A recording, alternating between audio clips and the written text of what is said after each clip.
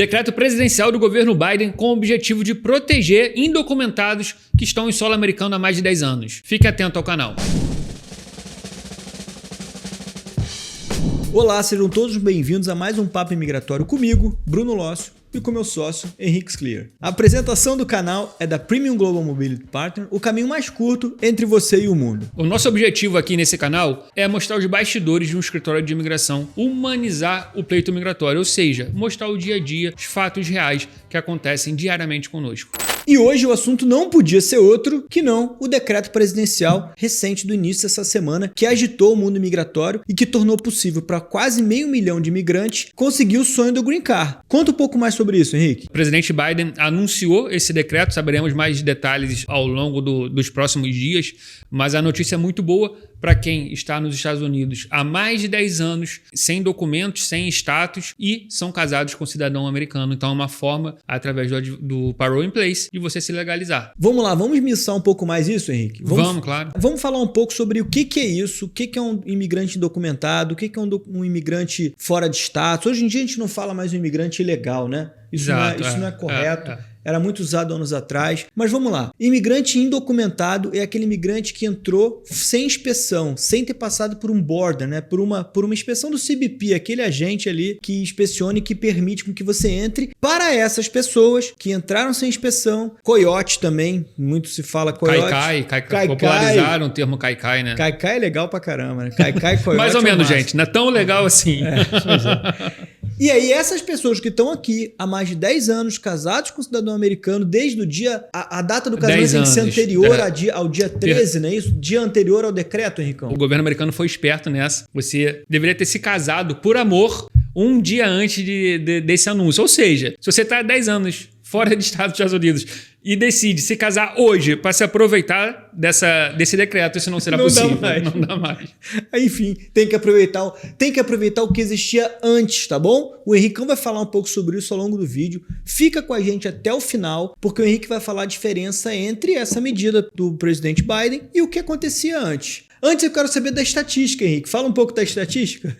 Bom ponto. Olha só, gente, não é fake news. Fiquei sabendo que os 50% das pessoas que assistem qualquer vídeo no YouTube, não só o nosso, não curtem, não deixam comentário e não seguem o canal. Não são inscritos no canal do vídeo que você está assistindo. Então, se você está sendo impactado com esse vídeo, você está se identificando, está gostando do conteúdo que a gente vem fazendo, a gente pede para que você se inscreva no canal, comente, ative o sininho para a gente conseguir esse vídeo chegue a mais pessoas. É isso mesmo. Então vamos falar sobre a medida executiva do presidente Biden. O que isso representa? O que é uma ordem executiva? O que é um decreto? Que agências estão submetidas a isso? Isso é imediato? Isso não é imediato? Vamos falar um pouco sobre tudo isso. Vamos falar um pouco sobre o formulário que precisa ser preenchido para esse Family Base, que é uma aplicação para Green Card através de família. Vamos falar um pouco sobre o I-140, que é o formulário para Employment Base, uma diferenciação entre eles. A ordem executiva nada mais é que o pronunciamento, o aviso de que aquele ato vai ser regulamentado através do decreto. Então, a ordem executiva ela é anterior ao decreto e quando o decreto for promulgado, a gente vai saber em detalhes como será todo esse procedimento. O ponto positivo da ordem executiva é que ela já trouxe alguns requisitos, como, por exemplo, você ter ficado mais de 10 anos fora de status, sem documentos nos Estados Unidos. Hoje, você ser casado com um cidadão americano, esse casamento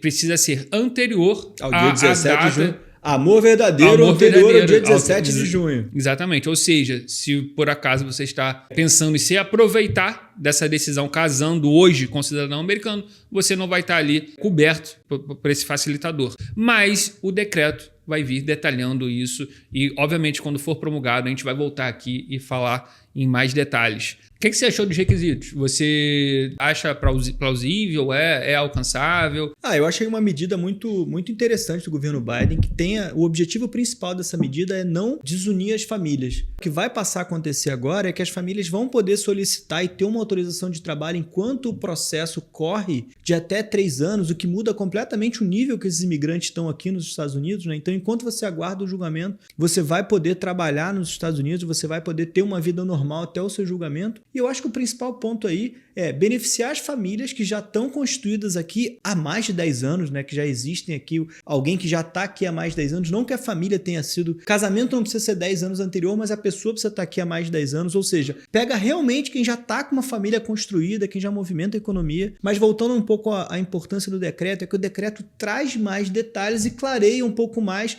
o que ele já inicialmente trouxe aí de pilar principal. Estava acompanhando a repercussão disso com os nossos seguidores, principalmente para quem está no Brasil. Existe um certo sentimento de injustiça, porque, bom, a pessoa está ali, ficou fora de status e agora vai receber um benefício e eu estou seguindo um caminho pelas vias legais, estou aguardando no Brasil, estou fazendo um investimento alto e não tenho esse benefício. Eu acho que a gente tem que ter para os dois lados. Para quem está no Brasil, o Visability precisa andar, a gente precisa ter um aumento de cotas de green card para quem segue as vias legais, sem sombra de dúvidas. Mas, pensando na população fora de status que está nos Estados Unidos, a maioria das pessoas são pessoas reais, são pessoas que construíram família, às vezes tem um filho muito tempo, né, nos Estados Unidos, muitos anos, sem antecedente criminal. Então, a própria ordem executiva tenta proteger os Estados Unidos nesse sentido. Muitas pessoas estão no mercado de trabalho, são pessoas ativas do ponto de vista econômico para os Estados Unidos, tem família, tem marido, tem filho, e eu acho justo, e muitas vezes por detalhes burocráticos,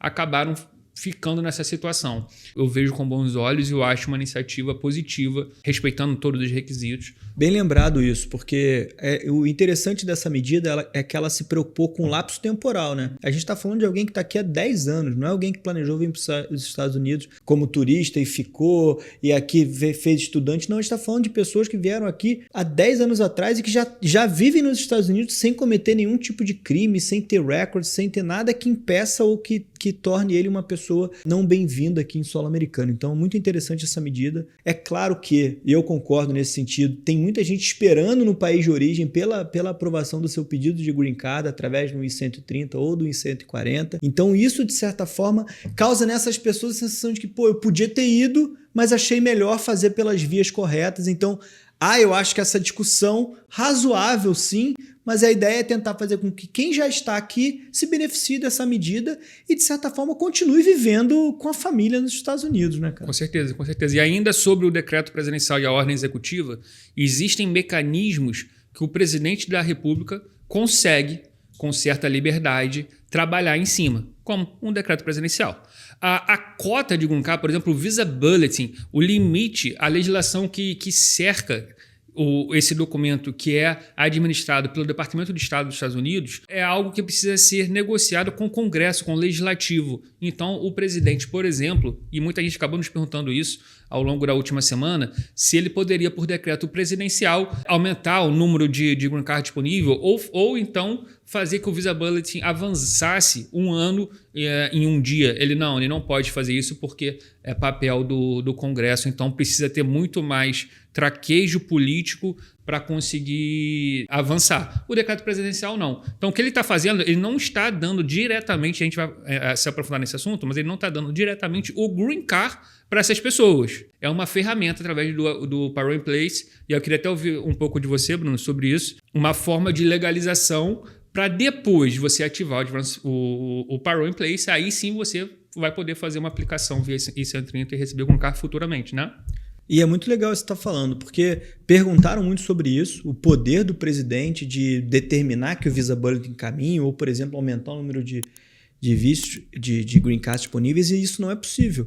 Legal, vamos falar um pouco do Parole in Place, então, que é um tema que muita gente fez vídeo sobre isso. E aí está um pouco ligado à mudança que trouxe esse decreto presidencial, esse decreto que vai ser publicado com o que existia anteriormente, que eu não vou me aprofundar, mas o Parole in Place nada mais é do que o perdão aonde você está. Isso significa dizer, basicamente, que você não vai precisar sair do solo americano, você vai dar entrada no seu pedido de green card através do formulário I-130, e você pode permanecer aqui durante o julgamento do caso com autorização de trabalho que vai valer até 3 anos.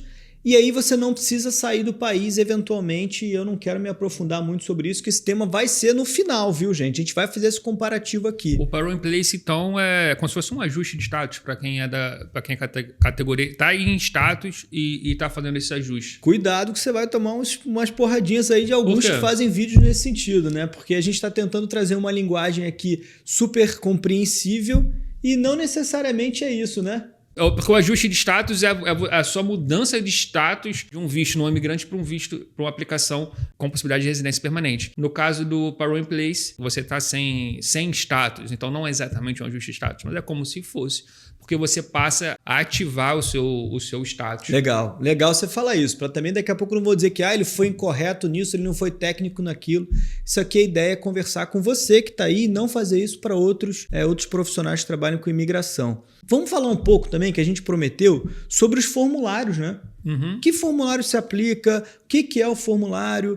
Qual é o outro formulário? A gente tem vídeos próprios sobre isso, mas fala um pouco sobre os formulários, Henrique. Qual que é um, qual que é outro? Tá, legal. O decreto vai definir qual vai ser o caminho para a aplicação do Parole in Place. Mas em relação ao caminho ao Green Card, a gente tem o I-130, que é o formulário base de uma petição Family Base, e a gente tem o I-140, que é o formulário básico com aplicação de Employment Base, né? A gente já fez vídeos sobre eles, né? Onde que estão os vídeos aí? Pois é. Aqui, I-130, do lado de cá, na cabeça do Henrique ali, perto dos cabelos dele, formulário I-140. Eu ainda estou treinando isso, gente, mas vou aprender, vou ficar mais afiado.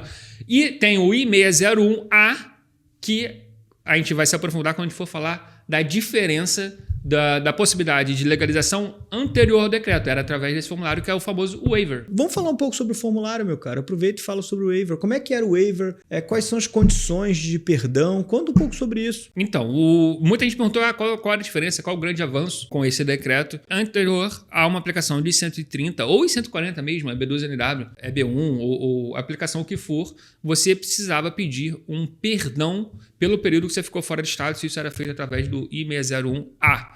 Então, nessa situação anterior ao decreto, você está mais de 10 anos fora de estado nos Estados Unidos e é casado com um cidadão americano, você perde esse perdão. Um dos argumentos, nesse caso específico do perdão, seria o seu laço familiar. Você tem um cidadão, você tem um vínculo muito forte com um cidadão americano, e assim que esse waiver fosse concedido, você precisaria ir para o consulado do seu país de origem. Então você precisa sair dos Estados Unidos e a aplicação precisava necessariamente... Medo, né? Um medo danado, né? Pô, gera um medo, uma insegurança. Você foi aprovado no seu formulário 130 e 140, tem que pedir um waiver, ser aprovado no waiver e corre o risco de chegando... Quer dizer... Era pequeno esse risco, Não, era né? pequeno, mas o que aconteceu recentemente, saiu uma notícia e circulando nos grandes jornais aqui nos Estados Unidos, foi uma família, uma senhora, por má orientação do caminho que ela seguiu, ela fez a aplicação dos 130, foi aprovada, só que ela não fez o pedido de waiver. Quando você sai dos Estados Unidos e não faz o pedido de waiver, você recebe o banimento de 10 anos. E aí, gente, é algo muito difícil, muito complicado. Eu não sei como que está o andamento desse caso concreto, mas ela saiu dos Estados Unidos, recebeu o banimento de 10 anos, tem filhos com 17, ela tinha 2 filhos, um 17, outro 19 anos, o marido aqui nos Estados Unidos, ou seja, a família toda estruturada aqui nos Estados Unidos, e ela no México, sem poder retornar por detalhes burocráticos, apenas questões de deixou de enviar um formulário, um pedaço de papel. Imagina, você recebeu um banimento desse tamanho por mero detalhe burocrático. Foi aprovada, né? Foi aprovado em 130. Que loucura. Realmente, esse caso foi vinculado aí nas mídias e realmente foi algo, falta de orientação. E eu acho que aqui, o que a gente pode deixar para ir para a parte final, para concluir, para também não ficar muito cansativo o vídeo? Qual é a principal diferença que fez as pessoas... Pessoal, segue a gente aqui, se inscreve no canal, curte esse vídeo, compartilha esse vídeo, tá? É muito importante pra gente aqui que tá gravando esse conteúdo que você compartilhe. Se esse vídeo for interessante ou não, pode dar um dislike, também não tem problema nenhum. O mais importante é você nos dizer o que vocês estão achando e sugerir nos comentários, né? O que vocês querem ouvir daqui da gente, tá? Curtam esse vídeo, compartilhem e inscrevam no canal. Mas o like é muito mais legal que o dislike, né? Pô, sem dúvida nenhuma. A gente já teve algum dislike, meu cara? Eu espero que não sei, mas eu espero que não. Pois é, eu não acho seja o primeiro, tá, gente? Não seja o primeiro, isso não é um incentivo. Dê o seu like, comentário.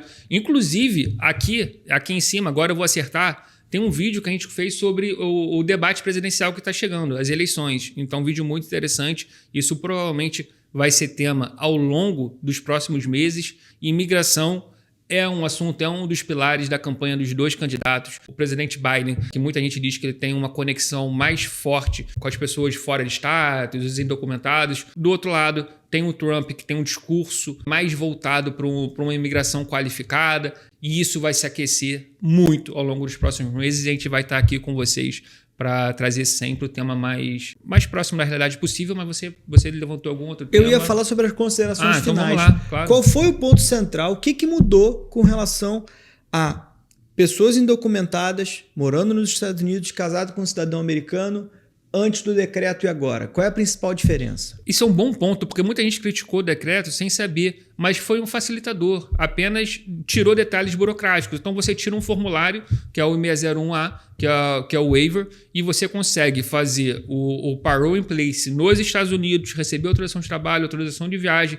Tem gente que está nos Estados Unidos há mais de 15, 20 anos sem poder visitar seus parentes no seu país de origem. Então foi um facilitador, Social Security Number. Também legal. Você vai poder aplicar, vai poder receber... Super importante, muito, né? Muito. Você pode contribuir com a carga tributária dos Estados Unidos. Enfim, os Estados Unidos só tem a se beneficiar e também desafoga o departamento da USCIS, que era responsável pelos julgamentos do... O que beneficia, de certa forma, os formulários de 140 também, De tudo. É um cobertor curto, gente. Então, não tem muita alternativa. A gente tem um número limitado de funcionários, e todos eles são humanos, então tem uma capacidade humana, e a gente tem um número ilimitado de aplicações. Então, se você tem um avanço que vai desburocratizar, melhor, não? Com certeza.